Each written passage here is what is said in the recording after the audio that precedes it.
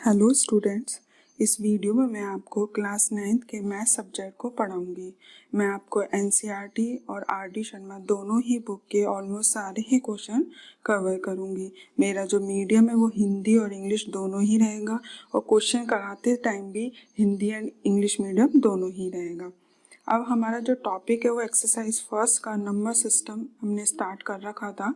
हमने previous video में number system से रिलेटेड सारी डेफिनेशंस और उनसे रिलेटेड क्वेश्चंस किए थे। देन हमने परिमेय संख्याएं निकाली थी दो परिमेय संख्याओं के बीच में और उससे रिलेटेड क्वेश्चंस किए थे। उसमें मैंने आपको दो मेथड बताए थे, एक हमारा शॉर्ट मेथड था और एक लॉन्ग मेथड था।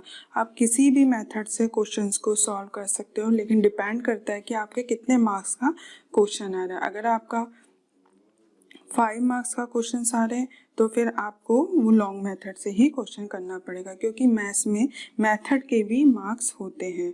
और आप अगर मेथड वाइज अभी से करोगे तो आपके कंसेप्ट बनते जाएंगे, जिससे आपको आगे कभी कोई प्रॉब्लम नहीं आएगी। नाउ हमारी एक्सरसाइज 1.1 क्लियर हो चुकी थी। अब हम एक्सरसाइज 1.3 स्टार्ट करते हैं। हमारा टॉपिक है real numbers and their decimal expansion, वास्तविक संख्याएं और उसका दशमलव विस्तार पढ़ेंगे। हम जानते हैं कि जो हमारा रियल नंबर्स है वो टू टाइप्स के होते हैं, एक तो रैशनल नंबर होता है और एक इरेशनल नंबर्स होते हैं। हमने इन दोनों में जो डिफरेंस पढ़ा था वो हमने डेफिनेशन के बेस पे पढ़ा था कि जो हमारे रैशनल नंबर होते हैं उनको हम P/Q के फॉर्म में लिख सकते हैं और इरेशनल नंबर्स को P/Q की फॉर्म में नहीं लिख सकते। लेकिन अब जो हम इनके डिफरेंस पढ़ेंगे रैशनल नंबर और इरेशनल नंबर्स के, वो डेसिमल्स एक्सपेंशन के में जो कंक्लूजन निकल के आ रहा है उनके बेस पे हम इनका डिफरेंस देखेंगे कि इनमें क्या डिफरेंस है। तो ये हम फर्स्ट क्वेश्चन से स्टार्ट करते हैं एग्जाम्पल लेके, जिससे हमको सारा अच्छी तरह से क्लियर हो जाएगा। Decimal expansion of 10/3, 7/8 and 1/7। हमें इन नंबर्स 10/3, 7/8 और 1/7 का दशमलव विस्तार करना है लॉन्ग डिवीजन मेथड से। हमने डिवीजन पढ़ा है प्रीवियस क्लासेस में, हम अच्छी तरह से भाग देना जानते हैं। फिर भी मैं आपको स्टेप बाय स्टेप करके दिखा रही हूँ कि मैंने कैसे किया है। अब मैंने 10/3 किया। अब हमारा जो पार्ट होता है, ये जो भागफल में, ये हमारा क्या होता है, डिवीज़र होता है। ये हमारा क्या होता है, डिविडेंड होता है। ये क्या होता है, क्वोशिएंट होता है हमारा। और यहाँ पे जो भी रिमेनिंग बचता है वो हमारा रिमाइंडर होता है। तो अब मैं स्टार्ट करती हूँ मेरा डिवीज़न। 3 का 10 में डिवाइड किया तो 3 टाइम्स गया, 3 × 3 हमारा 9 हुआ, 10 में से 9 गया तो 1, तो मीन्स हमारा 1 रिमाइंडर हुआ। अब 1 तो 3 से छोटा है, रिमाइंडर हमेशा ही डिवीज़र से छोटा होता है। ठीक है, अगर बड़ा होगा तो वो तो पूरा है ना मतलब पूरा भाग जा रहा है, पूरा डिवीज़न हो रहा है, इसलिए हमेशा छोटा होता है। अब मैंने एक पॉइंट लगाया, यहाँ पे पॉइंट लगाया और यहाँ पे 0 ऐड कर दिया। अब 10 आया, फिर 3 × 3 हुआ 9, 10 में से 9 गया तो 1 हुआ, 10 में तो हमारा रिमाइंडर 1 आया और हमारा क्वोशिएंट फिर 3 ऐड हो गया। ऐसे सेम बार बार मेरा यही रिपीटिंग होता जा रहा है। मतलब ये एक पॉइंट पे आके ये हमारा जो डिवीज़न है वो ख़त्म नहीं हो रहा, ये नॉन टर्मिनेटिंग है, मतलब टर्मिनेट नहीं हो रहा, कंटिन्यू चलता जा रहा है। हम नेक्स्ट उस पे आते हैं। हमें 7/8 का एक्सपेंशन करना है, दशमलव विस्तार करना है। तो मैंने 8 का 7 में भाग दिया। ठीक है, तो ये हमारा क्या होता है, भाजक। ये हमारा भाज्य होता है, ये हमारा भागफल होता है और यहाँ पे जो आते हैं हमारे शेषफल होते हैं। अब हमको 7 देना है। 7 तो 8 से बहुत छोटा है, एक नंबर छोटा है ना, 1 लेस है, तो इसलिए मैंने यहाँ पे एक पॉइंट लगाया और यहाँ पे 0 ऐड कर दिया। अब 8 × 8 होता है हमारा 64, तो 64 यहाँ लिखा और 70 में से 64 गए तो मेरा 6 बचा। ठीक है, मतलब मेरा शेषफल 6 है। अब दोबारा मैंने एक बार पॉइंट लगाने के बाद मैं दोबारा 0 ऐड कर सकती हूँ, 0 ऐड कर दिया मैंने यहाँ पे। फिर मैंने इसमें भाग दिया तो 8 × 8 का 7 से बाहर गया तो 56 आया, 60 में से 56 गया तो 4। अब मेरा जो शेषफल आया वो मेरा 4 आया है। फिर मैंने 0 ऐड कर दिया। अब मेरा 8 का 5 बार गया 40 और यहाँ पे मेरा शेषफल 0 हो गया। मतलब ये जो हमारा भागफल था वो यहीं पे हमारा 0 हो गया। जो हमारा डिवीजन हम कर रहे थे, भाग दे रहे थे, वो 0 हो गया और हमारा भागफल भी एक पर्टिकुलर एक वैल्यू आ गई है। मतलब ये टर्मिनेट हो गया एक पॉइंट पे आके। मीन्स अब आप समझ गए इन दोनों एग्जाम्पल में हमारा क्या डिफरेंस है। एक जो हमारा भाग है वो तो नॉन टर्मिनेट है, ये टर्मिनेट नहीं हो रहा था, एक पॉइंट पे ख़त्म नहीं हो रहा था। और ये जो हमारा भाग है वो टर्मिनेट हो गया, एक पॉइंट पे आके ख़त्म हो गया था और हमारा शेषफल 0 आ गया था। तो इस ऐसे जो एग्जाम्पल होते हैं, मीन्स जब हमारा क्वेश्चन टर्मिनेट नहीं होता और हमारा रिमाइंडर कंटिन्यू चलता ही जाता है, तो ऐसे जो डेसिमल एक्सपेंशन होते हैं उनको बोलते हैं हम नॉन टर्मिनेटिंग रिकरिंग डेसिमल्स, अशांत आवर्ती। और जो हमारे टर्मिनेट हो जाते हैं, ठीक है, जो टर्मिनेट हो जाते हैं मतलब एक प्रॉपर भागफल आ जाता है और रिमाइंडर हमारा 0 हो जाता है, उनको बोलते हैं हम टर्मिनेटिंग डेसिमल, शांत दशमलव।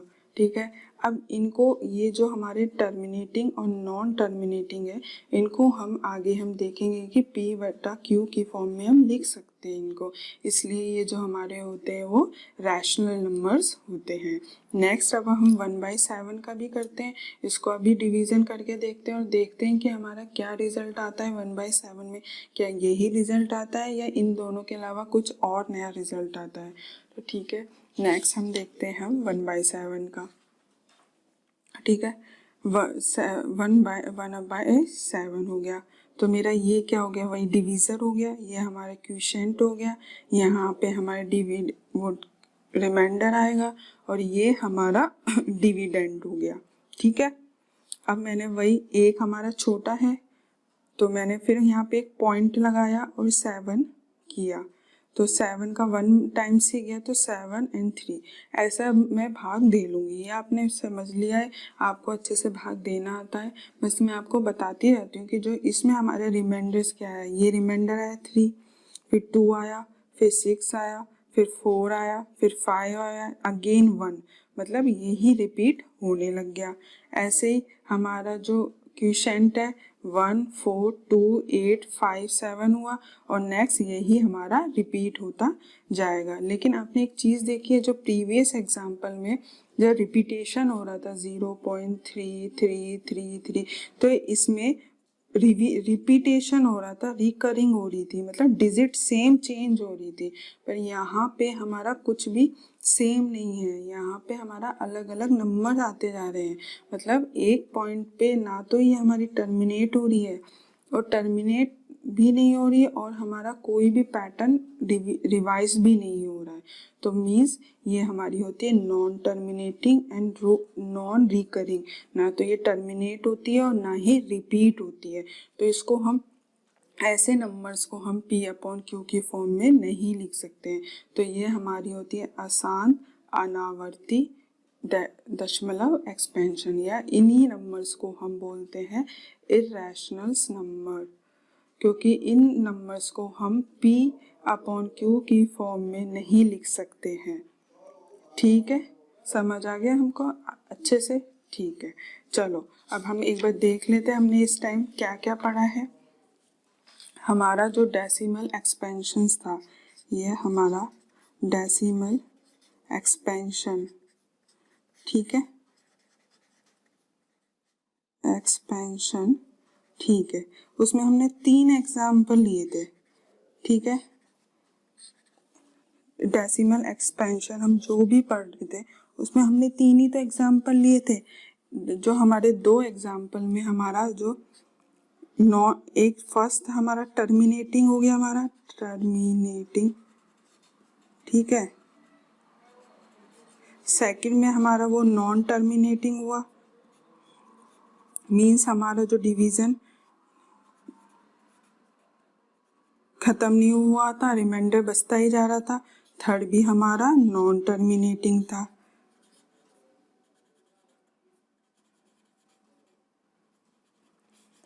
तो टर्मिनेटिंग जो नंबर था हमारा वो टर्मिनेटिंग, लेकिन नॉन टर्मिनेटिंग के साथ रिकरिंग तो हुआ ही था, मतलब एक पैटर्न हमारा रिपीट तो हो ही गया था, रिकरिंग हो गया, बट थर्ड था नॉन टर्मिनेटिंग के साथ हमारा नॉन रिकरिंग भी हो गया।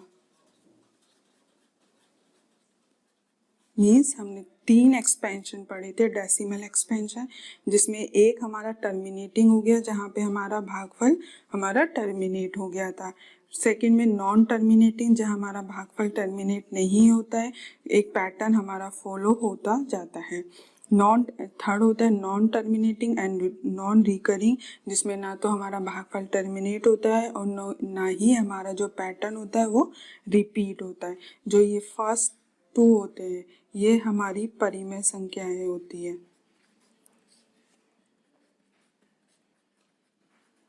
और ये हमारी ये अपरिमेय संख्या।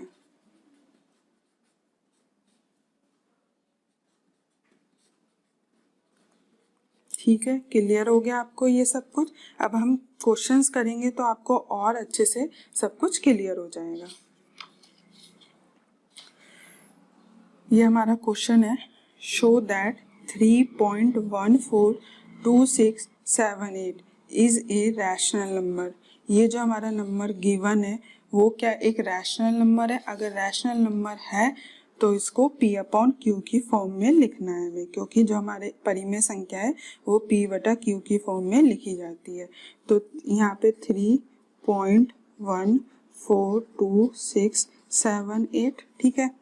अब पॉइंट के बाद जितने भी नंबर्स हैं हम उतनी जीरो लगा देंगे। कितने? 6 नंबर्स है, ये हो गया, ये हमारे।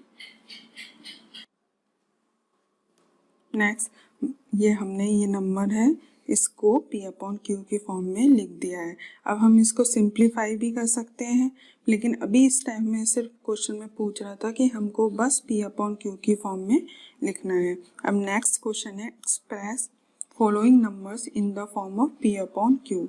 तो फर्स्ट नंबर है हमारा 0.675। सेम मेथड, पॉइंट के बाद जितने भी नंबर्स हैं उतने हमें ज़ीरो लिख देने, 0 0। अब इस नंबर्स को और सॉल्व करते थे, लास्ट में 5 है या 0 है, मीन्स ये 5 से ही जाएगा। तो 5 से गया तो 5 एकम 5, रिमाइंडर 1, 5 दिया 15, 2 और 5 25, ये 2 बार गया, 5 दूनी 10 एंड 0, ठीक है। नेक्स्ट फिर 5 से जाएगा, 5 से चला जाएगा ना दोनों में भाग, तो ये हो गया 5 दूनी 10 और 5 सते 35 और ये 5 20, ये हो गया, ये हमारा इसका P अपॉन Q फॉर्म हो गया 0.675 का। नेक्स्ट है माइनस का 25.6875, ये नंबर है, इसको हमें P अपॉन Q की फॉर्म में लिखना है। माइनस साइन हमारा एज इट इज रहेगा, 25685, ये हमारा पॉइंट हट जाएगा और पॉइंट के बाद कितने नंबर है? 4, 1 0 2 0 एंड 2 0, यह हमारा P अपॉन Q की फॉर्म में हो गया। इसको हम फिर सिंप्लीफाई कर सकते हैं, ये आपका होमवर्क है, ये आपको ये जो नंबर है इसको सिंप्लीफाई खुद करना है, ठीक है, और मुझे बताना है कि ये आपका क्या नंबर आया। ओके, नेक्स्ट आते हैं हम नेक्स्ट क्वेश्चन पे। शो दैट 0.333 इज 03, इसको बोलते हैं हम bar, can be express in the form of P upon Q, where P and Q are integers। P हमको ये 0.333 नंबर्स है, उसको हमें P अपॉन Q की फॉर्म में लिखना है। सबसे पहले हमने ये पढ़ा था डिवीजन में 0.3333, मैं वहाँ आपको बताना भूल गई थी कि जैसे जो नंबर ऐसे रिपीट होता जाता है ना, उसके ऊपर हम बार लगा देते हैं। इसका मतलब जिस नंबर के ऊपर बार होता है मतलब वो नंबर हमारा रिपीट हो रहा है, ठीक। नेक्स्ट, अब ये रिपीट हो रहा है, नॉन टर्मिनेटिंग है, साथ के साथ रिकरिंग है, मतलब ये रैशनल नंबर है, और रैशनल नंबर तो हमारा P अपॉन Q की फॉर्म में लिख सकते हैं। इसका मेथड होता है, हम स्टेप बाय स्टेप करेंगे तो हमें वो समझ आ जाएगा, फिर हम इस क्वेश्चन को इजीली सॉल्व कर लेंगे। ठीक है। फर्स्ट स्टेप होता है जो हमारा नंबर है उसके बार को हटा के उसका एक्सपेंशन कर दो जो रियल एक्सपेंशन है, और उस नंबर को कोई भी एक एज्यूम कर लो, कोई भी वेरिएबल लेके उसका एज्यूम कर लो। तो मैंने इसको x ले लिया, x है मेरा 0.3 पे बार, मैंने इसको 3 का जो बार हटा के इसका एक्सपेंड कर दिया, ये हमारा 3 था, ये हमारा इक्वेशन 1 हो गया और इसको x ले लिया था मैंने। अब जो मेरी इक्वेशन 1 है उसको मल्टीप्लाई बाय 10 करूँगी। मैंने 10 इसलिए मल्टीप्लाई किया है क्योंकि मेरा एक डिजिट है वो ही रिपीट हो रही है। अगर मेरी 2 डिजिट रिपीट होती है तो मैं 100 से करूँगी, अगर मेरी 3 डिजिट रिपीट होती है तो मैं 1000 से करूँगी, 4 होती है तो 4 जीरो आ जाएगी। ये हमारा मेथड है, ठीक है। तो इस इक्वेशन को बोथ साइड मैंने 10 से मल्टीप्लाई किया, 10x, और ये हुआ 3.333। अब इस इक्वेशन में से, इक्वेशन नंबर 2 में से इक्वेशन 1 को मैंने सबट्रैक्ट कर दिया, तो 10x माइनस का x इक्वल्स टू 3.33 माइनस 0.333। ठीक है, ये पॉइंट के बाद जो ये नंबर है और ये पॉइंट के बाद नंबर सेम है तो ये 0 हो जाएगा, तो बचेगा सिर्फ 3। 10x में से 1x गया तो कितना 9x हुआ। ठीक है, अब ये 9x इस 3 यहाँ पे 9x इक्वल्स टू 3 है मेरा, तो ये 9 नीचे चला जाएगा 3 के साथ, तो 3/9, और ये 3 से कैंसिल हो रहा है क्योंकि 3 3 जा कितना होता है 9, तो 1/3 हो गया। ये हमारा इस P/Q की फॉर्म में लिख दिया हमने। ठीक है, ये आप स्टेप देखो, पहले सबसे पहले जो हमें नंबर गिवन होता है उसके प्रॉपर एक्सपेंशन फॉर्म में उसको लिख दिया जाता है। नेक्स्ट, अगर एक डिजिट हमारी मल्टीप्लाई हो रही है तो हम उसको 10 से मल्टीप्लाई करते हैं, अगर 2 डिजिट हमारी रिपीट हो रही है तो हम उसको 100 से करते हैं, ऐसे ही नेक्स्ट करते जाते हैं, और उससे जो इक्वेशन आती है उसको हम मल्टीप्लाई करते हैं, फिर इक्वेशन 2 में से इक्वेशन 1 को सबट्रैक्ट करते हैं और नेक्स्ट हम सॉल्व करते हैं क्वेश्चन को, और वही हमारा P/Q की फॉर्म में हम उस डेसिमल एक्सपेंशन को लिखते हैं। ठीक है, ये क्लियर हो गया। नेक्स्ट क्वेश्चन और करते हैं। एक्सप्रेस 0.6 पे बार है इन द फॉर्म ऑफ P/Q। हमें 0.6 को P/Q की फॉर्म में लिखना है। ये आपके NCERT बुक है, उसकी एक्सरसाइज नंबर 1.3 का क्वेश्चन है। ठीक है, माना सबसे पहले हमने क्या स्टेप फर्स्ट लिया था, इसको कोई वेरिएबल लेके उसको मान लिया जाता है उसकी वैल्यू को और उसका एक्सपेंशन किया जाता है। तो x ले लिया मैंने 0.6 को, ठीक है, और उसका मैंने एक्सपेंशन कर दिया। अब इसमें एक ही डिजिट रिपीट हो रही है, 6 6 6 ही तो रिपीट हो रहा है, तो इसलिए मैं इसको 10 से गुणा कर दूंगी। दोनों साइड मैंने 10 से गुणा कर दिया, ये 10x और ये 10 से किया तो एक हमारा पॉइंट 1 के बाद आ जाएगा ना, तो 6.66। अब इक्वेशन 2 और इक्वेशन 1 को आपस में घटा दूंगी, तो ये मेरा आया 10x माइनस का x, और ये बन गया मेरा।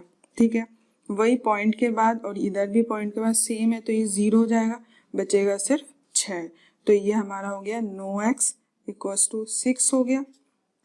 तो ये 9 हमारे 6 के नीचे चला जाएगा, फिर मैंने ये 3 से कैंसिल हो रहा है, 3 दूनी 6, 3 तिया 9, इसलिए 2/3, मतलब 0.6 का जो P/Q फॉर्म में लिख सकते हैं हम उसको 2/3 की फॉर्म में हम लिख सकते हैं। नेक्स्ट क्वेश्चन देखते हैं। आपको एक बात बताती हूँ, आप ये जो क्वेश्चंस कर रहे हैं ना, इनको जैसे एक बार देखते चलो क्योंकि एक पैटर्न फॉलो हो रहा है। लास्ट में मैं आपको बताऊंगी कि क्या पैटर्न फॉलो हो रहा है। फिर नेक्स्ट सॉल्यूशन, अब हमें 0.1 का करना है। डायरेक्ट करते हैं हम, x लिया 0.1, इसको एक्सपेंड कर देते हैं 0.1111, ये हमारी इक्वेशन 1 हो गई है। अब इक्वेशन जो 1 है उसको मल्टीप्लाई 10 से करेंगे। 10 से क्यों करेंगे, क्योंकि सिर्फ एक ही नंबर हमारा रिपीट हो रहा है, तो ये हो गया हमारा 10x 1.11, ये हमारी इक्वेशन सेकंड हो गई। अब इक्वेशन सेकंड में से इक्वेशन 1 को हमने सबट्रैक्ट कर दिया, तो 10x माइनस का x 1.11 माइनस 0.111 ये कर दिया। ये 10x माइनस एक्स कितना हो गया, 9x हो गया। ठीक है, और ये पॉइंट के बाद और यहाँ पे भी पॉइंट के बाद पूरी सेम है, तो ये 0 हो जाएगी, बचेगा 1। तो x आया हमारा 1/9। ये हमारा 0.1 का एक्सपेंशन हमारा कितना हो गया, 1.1/9 हो गया। नेक्स्ट हमने क्या, एक तो 0.3 का किया है, हमने 0.6 का भी कर लिया, अब हमने 0.1 का भी कर लिया। आपके लिए अब एग्जाम होमवर्क है कि आप 0.2 का एंड 0.4 का एंड 0.5 का एक्सपेंशन P/Q की फॉर्म में लिखेंगे इस मेथड के थ्रू। 0.2, 0.4 और 0.5 को आप P/Q की फॉर्म में सॉल्व करेंगे इस मेथड जो मैंने स्टेप बताई है उसके तरीके से। तो फिर देखेंगे हम कल के एग्जाम्पल में कि हमारा क्या पैटर्न फॉलो हो रहा है और क्या हमारा रिजल्ट फाइंड हो रहा है, और नेक्स्ट क्वेश्चन फिर हम नेक्स्ट वीडियो में करेंगे। ठीक है, थैंक यू।